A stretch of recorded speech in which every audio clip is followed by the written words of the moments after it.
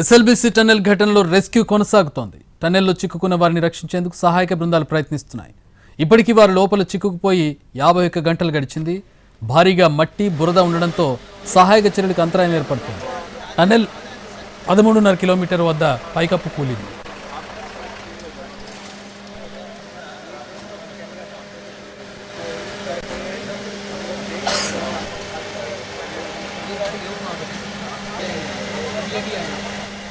దాదాపుగా అక్కడి వరకు వెళ్లిన సహాయక బృందాలు టన్నెల్ బోరింగ్ మిషన్ వద్దకు వెళ్లేందుకు తీవ్రంగా శ్రమిస్తున్నాయి.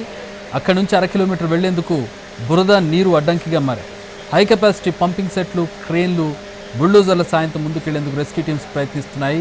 సొరంగానికి సమాంతరంగా మరొకటి తవ్వడం లేదా పైనుంచి రంధ్రం చేసి లోపలికి వెళ్ళడం, ఈ రెండింటిపై ప్రస్తుతం ఆలోచన చేస్తూ ఉన్నారు. అందులో భాగంగా ర్యాట్ హోల్ మైనర్స్ టన్నెల్ వద్దకు చేరుకున్నారు. వీరు ఉత్తరాఖండ్లో ఇలాంటి టన్నెల్ ఆపరేషన్స్ నిర్వహించారు. Rat hole miners. Rat hole అంటే సన్నటి హోల్ చేస్తూ, సన్నటి కన్నం చేస్తూ వాళ్ళు లోపలికి ఎంటర్ అయ్యే ప్రయత్నం చేస్తారు. అంటే ఒక సర్జికల్ ఆపరేషన్ లాగా అనుకోవచ్చు. పూర్తిగా ఒక పెద్ద టన్నెల్ లాగా తవ్వకుండా లేదా సమాంతరంగా మరొక టన్నెల్ తవ్వకుండా ర్యాట్ హోల్ అంటే ఎలుక కన్నం, ఆ విధంగా దాన్ని తవ్వుకుంటూ లోపలికి ఎంటర్ అవుతారు ర్యాట్ హోల్ మైనర్స్. సో వాళ్ళు, ఆ టీం ప్రస్తుతం ఇక్కడికి చేరుకుంది. ఆ ప్రదేశాన్ని వారంతా కూడా పరిశీలిస్తూ ఉన్నారు.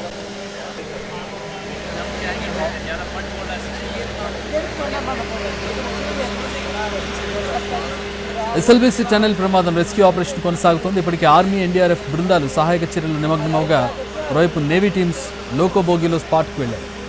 అడ్వాన్స్డ్ ఎక్విప్మెంట్తో రెస్క్యూ ఆపరేషన్ నిర్వహిస్తుంది. ఆ ప్రతినిధి రవి గ్రౌండ్ జీరో నుంచి పూర్తి వివరాలు అందిస్తారు. పెద్ద ఎత్తున బురద కూడా ఉంది. దాదాపు మోకాళ్ళ లోతు వరకు కూడా బురద, అదేవిధంగా వాటర్ క్రమక్రమంగా పెరుగుతోంది. ఊబి నుంచి వాటర్ కూడా వస్తున్నాయని చెప్పడంతో ప్రస్తుతం మా నేవీ టీం లోపలికి వెళ్తూ ఉంది. ఇప్పటికే ఉదయం ఎవరైతే ఇక్కడ పనులు నిర్వహిస్తున్నారో జేపీ కంపెనీకి సంబంధించినటువంటి టీమ్స్ లోపలికి వెళ్ళాయి. ఆ తర్వాత ఇక్కడ రెస్క్యూ ఆపరేషన్స్ కొనసాగిస్తున్నటువంటి ఎన్డీఆర్ఎఫ్ టీమ్స్తో పాటు ఆర్మీ బృందాలు కూడా ఒకసారి లోపలికి వెళ్ళాయి. మరోవైపు ఇప్పుడు నేవీ కూడా టీం లోపలికి వెళ్తూ ఉంది. నేవీ రెస్క్యూ టీం లోపలికి వెళ్ళిన తర్వాత వాటర్ ఏ స్థాయిలో ఉంది, వాటర్ ఎక్కువ స్థాయిలో ఉన్నప్పుడు ఆ లోపల ట్రాప్ కెమెరాస్ను పెట్టి ఏ విధంగా వాళ్ళను ఐడెంటిఫై చేయొచ్చు అనే దానిపైన కూడా వాళ్ళు నేవీ టీం లోపలికి వెళ్తూ ఉంది. వాళ్ళు తెచ్చుకున్నటువంటి ఎక్విప్మెంట్ను కూడా మనం చూడవచ్చు. వాటి ద్వారా వాటర్ స్కానర్స్ ద్వారా లోపల వెళ్ళి ఎక్కడ చిక్కుకుని ఉన్నారు, ప్రమాదం ఎగ్జాక్ట్గా ఏ ప్లేస్లో జరిగింది అనే దానిపైన కూడా ఇప్పుడు నేవీ పరిశీలించబోతోంది. ఇప్పటివరకు ప్రమాదం జరిగిన వెంటనే ఎన్డీఆర్ఎఫ్ టీమ్స్ ఇక్కడికి చేరుకున్నాయి. ఆ తర్వాత ఎస్డీఆర్ఎఫ్ టీమ్స్ చేరుకున్న తర్వాత వాళ్ళు రెస్క్యూ ఆపరేషన్స్ కొనసాగించారు. అయినప్పటికీ ఎగ్జాక్ట్ ఒక పాయింట్లో ప్రమాదం జరిగింది అని కూడా నిర్ధారించలేకపోయారు. లోపలికి వెళ్ళాలంటే పెద్ద ఎత్తున మట్టి దిబ్బలు అడ్డుగా వస్తూ ఉన్నాయి. వాటర్ కూడా రెస్క్యూకు ఇబ్బందికరంగా మారుతుంది. రెస్క్యూ ఆపరేషన్స్కు తీవ్రస్థాయిలో ఆటంకం ఎదురవుతోంది. కాబట్టి ఇప్పుడు నేవీ కూడా ఇక్కడికి చేరుకుంది. నేవీతో పాటు ర్యాట్ మైనర్స్ కూడా ఈరోజు ఉదయం చేరుకున్నారు. ర్యాట్ మైనర్స్కు సంబంధించినటువంటి 6గురితో కూడినటువంటి టీం కూడా ఢిల్లీ నుంచి ఇక్కడికి చేరుకున్నారు. వాళ్ళని కూడా లోపలికి తీసుకొని వెళ్ళే అవకాశం ఉంది. అన్ని విధాలా ప్రయత్నిస్తూ ఉన్నారు. అటు ఎన్డీఆర్ఎఫ్, అదేవిధంగా ఎస్డీఆర్ఎఫ్తో పాటు ఫైర్ సిబ్బంది, లోకల్ పోలీస్ సిబ్బంది, వీటితో పాటు ఆర్మీ, ఇప్పుడు తాజాగా నేవీతో పాటు ర్యాట్ మైనర్స్, అన్ని బృందాలు కలిసి గాలిస్తున్నా కూడా లోపలికి వెళ్లేందుకు ఇబ్బందికరంగా మారుతోంది. లోపల బోరింగ్ మిషన్ ఏదైతే ఉందో అది అడ్డుగా పడిపోయింది. వాటన్నిటిని శిథిలాలను తొలగిస్తే తప్ప లోపలికి వెళ్ళే పరిస్థితి లేదు. ప్రస్తుతం మనం చూస్తున్నటువంటి ఈ టన్నెల్ మొత్తం పొడవు కూడా 14 కిలోమీటర్లుగా ఉంది. ఈ 14వ కిలోమీటర్ వద్దే ఎగ్జాక్ట్గా ప్రమాదం జరిగింది అని ఎవరైతే కార్మికులు లోపలికి వెళ్ళారో వాళ్ళు చెప్తా ఉన్నారు. అయితే ఇప్పటివరకు రెస్క్యూ టీమ్స్ కేవలం 11 కిలోమీటర్ల దూరం వరకే వెళ్ళగలుగుతున్నాయి. ఆ తర్వాత 11.6 నుంచి తీవ్రస్థాయిలో బురద ఎక్కువగా ఉందని చెప్తా ఉన్నారు. అక్కడ నుంచి వాటర్ ఉధృతి క్రమక్రమంగా పెరుగుతూ వస్తుంది. లోపల ఊబి నుంచి వాటర్ ఎక్కువ స్థాయిలో వస్తుందని చెప్తా ఉన్నారు. సో ప్రస్తుతం ఇప్పుడు నేవీ టీం వెళ్ళిన తర్వాత కూడా అక్కడ ఉన్నటువంటి పరిస్థితులను ఏ విధంగా చూస్తుంది, లేకపోతే అక్కడ వాటర్ ఉన్నా కూడా రెస్క్యూ ఆపరేషన్స్ కొనసాగించవచ్చా, లేకపోతే లోపల దాకా వెళ్ళొచ్చా అనే దానిపైన కూడా ఇప్పుడు నేవీ లోపలికి వెళ్తూ ఉంది. ఇప్పటికీ లోపలికి వెళ్ళినటువంటి ఎన్డీఆర్ఎఫ్ టీమ్స్తో పాటు కొన్ని బృందాలు లోపల రెస్క్యూ ఆపరేషన్స్ కొనసాగిస్తూనే ఉన్నాయి. అయితే లోపలికి వెళ్ళాలి, వాళ్ళ ఎగ్జాక్ట్ పాయింట్ను కనుక్కోవాలి అంటే కూడా కొన్ని కెమెరాస్ను వాటర్ స్కానర్స్ ద్వారా పెట్టి వాటి నుంచి ఐడెంటిఫై చేయాల్సినటువంటి అవసరం ఉంది. కాబట్టి ఇప్పుడు నేవీ టీమ్స్ లోపలికి వెళ్ళిన తర్వాత అక్కడ ఉన్నటువంటి పరిస్థితులను ఎలాంటి రెస్క్యూ నిర్వహించాలి, ఇప్పటివరకు చేసినటువంటి రెస్క్యూ ఆపరేషన్స్ ఏవి, ఆ తర్వాత ఎలాంటి ఆపరేషన్స్ చేయాలి, లేకపోతే అటు ఆర్మీతో కోఆర్డినేట్ చేసుకుంటూ చేయొచ్చా, లేకపోతే ఇప్పటికే ర్యాట్ మైనర్స్ కూడా చేరుకున్నారు కాబట్టి అటు ర్యాట్ మైనర్స్, అదేవిధంగా నేవీ, ఆర్మీ ముగ్గురు కలిసి లోపల ఎలాంటి రెస్క్యూ ఆపరేషన్స్ ఇప్పుడు నిర్వహించవచ్చు అనే దానిపైన కూడా అధికారులు సమీక్షిస్తూ ఉన్నారు. సో నేవీకి సంబంధించినటువంటి ఎక్విప్మెంట్, రెస్క్యూకి కావాల్సినటువంటి ఎక్విప్మెంట్ అంతా మనం చూస్తూ ఉన్నాం. లోపల ఒకవేళ వాటర్ ఎక్కువ స్థాయిలో ఉంటే ఆ సిలిండర్స్ కూడా మనం చూస్తున్నాం. వాటన్నిటిని పెట్టుకొని వాళ్ళు ఈవెన్ వాటర్ ఉన్నా కూడా వాటర్ ద్వారా లోపలికి వెళ్ళే విధంగా కూడా వాళ్ళ ఎక్విప్మెంట్ను మనం చూస్తూ ఉన్నాం. ఈవెన్ లోపల యాంజియోగ్రఫీ కెమెరాస్ను కూడా యూజ్ చేస్తూ ఉన్నారు. ఆ కెమెరాలను వాటర్ ద్వారా లోపలికి పంపించి ఈవెన్ వాటర్ ఉన్నా లేకపోతే బురద తీవ్ర స్థాయిలో ఉన్నా కూడా ఆ కెమెరాలు ఈజీగా లోపల దాకా చొచ్చుకుపోతాయని చెప్తా ఉన్నారు. సో ఇప్పుడు నేవీ టీం ప్రస్తుతం మనం చూస్తున్నటువంటి లోకో బోగిల నుంచే వెళ్తారు. ఉదయం రెస్క్యూ టీమ్స్ కూడా ఇదే లోకో బోగిల ద్వారానే వెళ్ళాయి. అయితే ఈ లోకో బోగి కేవలం 11 కిలోమీటర్ల దూరం వరకే వెళ్ళగలుగుతుంది.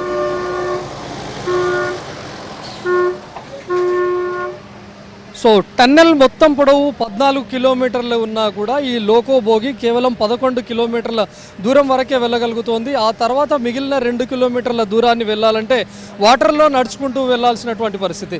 నిన్న సాయంత్రం నుంచి కూడా రెస్క్యూ ఆపరేషన్స్కి వెళ్తున్నటువంటి వాళ్ళు 11th కిలోమీటర్ దాకా వెళ్ళి అక్కడి నుంచి వాటర్లో నడుచుకుంటూ మిగతా 2 కిలోమీటర్స్ వరకు వెళ్ళారు. ఎప్పుడైతే 13th కిలోమీటర్ తర్వాత నుంచి ఆ మిగతా 1 కిలోమీటర్ ఎక్కడైతే ప్రమాదం జరిగిందో ఆ ప్లేస్కి వెళ్ళాలంటే ఆ బోరింగ్ మిషన్ను పూర్తిగా దాటుకొని వెళ్ళాల్సినటువంటి పరిస్థితి. పైన ఉన్నటువంటి సిమెంట్ రూఫ్ స్లాబ్ కూడా మొత్తం కూలిపోయిందని చెప్తూ ఉన్నారు. వాటన్నిటిని తొలగిస్తే కానీ ఎక్కడ చిక్కుకున్నారు వాళ్ళు అనేది ఐడెంటిఫై చేయలేమని చెప్తున్నారు. అక్కడికి వెళ్ళాలంటే ఆ బోరింగ్ మిషన్కి సంబంధించినటువంటి శిథిలాలన్నింటినీ పార్ట్స్గా విడదీసిన తర్వాతనే వాటన్నిటిని బయటకు తీసిన తర్వాతనే సాధ్యమవుతుందని చెప్తా ఉన్నారు. అయితే ప్రస్తుతం టన్నెల్ ఉన్నటువంటి పొడవు కూడా 9 మీటర్స్ ఉంది.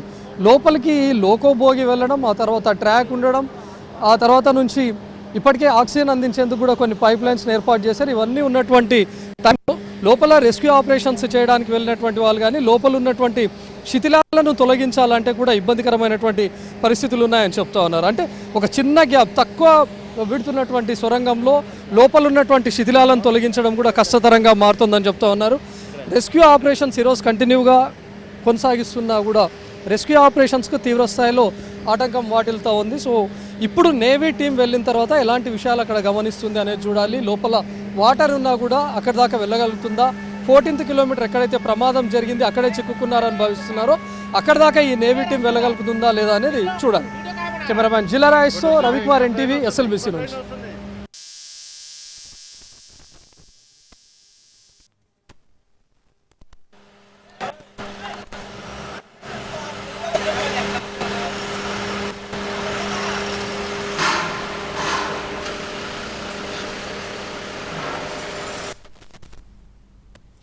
SLBC టనెల్ స్కెచ్ను NDRF టీం రూపొందించింది. దీని ప్రకారం SLBC టనెల్ మొత్తం పొడవు 14 కిలోమీటర్లు ఉంది. రెస్క్యూ టీమ్స్ 11 కిలోమీటర్ల వరకు మాత్రమే వెళ్ళగలుగుతున్నాయని తెలిపింది. 2.26 కిలోమీటర్ల వరకు ట్రాక్పై 700 మిల్లీమీటర్ల లోతు వరకు నీరున్నట్టు చెప్పింది. 13.6 కిలోమీటర్ల వద్ద సొరంగం కూలగా టనెల్ బోరింగ్ మెషిన్ శిథిలాలు 40 మీటర్ల మేర 7 ఫీట్ల ఎత్తు వరకు పేరుకుపోయాయని వెల్లడించింది. కన్వేయర్ బెల్ట్ పనిచేయకపోవడంతో లోపల మట్టిని బయటకు తరలించడానికి కష్టతరంగా మారిందని చెప్పింది. దానికి సంబంధించిన మ్యాప్ మనం చూస్తూ ఉన్నాం ఎన్టీవీ స్క్రీన్ మీద. ఇది గ్రౌండ్ జీరోలో ఎన్టీవీ సంపాదించినటువంటి మ్యాప్, NDRF రూపొందించినటువంటి మ్యాప్ను మనం చూడవచ్చు. ఒకసారి ఫుల్ స్క్రీన్ మీద మనం చూసినట్లయితే వాళ్ళు ఎక్స్ప్లెయిన్ చేసినటువంటి విధానం మనం చూడవచ్చు. ఐ స్కెచ్ ఆఫ్ టనెల్, 14 కిలోమీటర్ల టనెల్ ఇది. దాంట్లో మనం పూర్తిగా చూసినట్లయితే 2.26 కిలోమీటర్ల వరకు 600 మీటర్ల వరకు నీటి మట్టం ఉంది అని చెప్పి అక్కడ చూపిస్తూ ఉన్నారు. ఆ తర్వాత ఇరుక్కుపోయినటువంటి వాళ్ళని చివరి ఎండ్లో మనం 8 మంది ఎవరైతే ఇరుక్కుపోయారో ఆ ఇరుక్కుపోయినటువంటి శిథిలాల్లో ఇరుక్కుపోయినటువంటి వాళ్ళను రిప్రజెంట్ చేస్తూ 8 మంది చూపిస్తున్నారు. అక్కడ ఎక్కడైతే కొలాప్స్ అయిందో అక్కడ 40 మీటర్ల లోతు వరకు నీళ్లు ఉన్నాయని చెప్పి చూపిస్తున్నటువంటిది మనం చూస్తున్నాం. సెడిమెంట్ కావచ్చు, ఇతర డెబ్రీ అంటే కూలిపోయినటువంటి శిథిలాలు, మట్టి, సిమెంటు, వాటర్ అన్నీ కలిపి ఒక బురదమైనటువంటి ఒక ప్రాంతంగా ఏర్పడిపోయి అక్కడ లోపలికి వెళ్ళే పరిస్థితి లేకపోవడంతో పూర్తిగా మూసుకుపోయినటువంటి పరిస్థితిని మనం చూస్తున్నాం. దాన్ని అక్కడ స్కెచ్లో రిప్రజెంట్ చేశారు. ఆ తర్వాత మనం చూసినట్లయితే 50 మీటర్ల వరకు నీరు మునిగిపోయి ఉంది అనేది రిప్రజెంట్ చేసి చూపిస్తున్నారు. అలాగే రైల్వే ట్రాక్ కూడా మనం చూడట్లేదు. లోపలికి వెళ్ళేటటువంటి ట్రాలీ ట్రాక్ ఏదైతే ఉంటుందో, లోకో ట్రాక్ ఏదైతే ఉంటుందో ట్రాక్ను కూడా చూపిస్తున్నారు. ఆ ట్రాక్ ఆ వాటర్లో మునిగిపోయి ఉండడంతో లోపలికి వెళ్ళే పరిస్థితి కూడా లేదు. 11 కిలోమీటర్స్ వరకు మాత్రమే లోకో ఫంక్షనింగ్ అనేది మనకి ఆ స్క్రీన్ మీద చూపిస్తూ ఉన్నారు. 11 కిలోమీటర్ల వరకు, మొత్తం 14 కిలోమీటర్ల టన్నెల్లో 14 కిలోమీటర్లు వీరంతా ఇరుక్కుపోయారు. కానీ 11 కిలోమీటర్ల మేర వరకు మాత్రమే లోకో ఫంక్షనింగ్, అంటే ఆ ట్రాలీ ఏదైతే ఉంటుందో 11 కిలోమీటర్ల వరకు ట్రావెల్ చేయగలుగుతుంది. మిగిలిన 3 కిలోమీటర్లు పూర్తిగా వాటరు బురదతో నిండిపోవడంతో ఎంతవరకు మునిగిపోయిందనేది కూడా అక్కడ మీటర్స్తో సహా చూపించినటువంటి స్కెచ్ని మనం చూస్తున్నాం. 50 మీటర్ల వరకు నీటి మునిగిపోయింది. నీటిలో ట్రాలీ, ఈ లోకో ట్రాలీ ఏదైతే ఉందో అది వెళ్ళే పరిస్థితి ఉండదు కాబట్టి అక్కడ నుంచి ఈదర్ స్విమ్ చేసుకుంటూ వెళ్ళాలి, లేదంటే ఆ బురదలోనే వీళ్ళు ముందుకు వెళ్లాల్సి ఉంటుంది.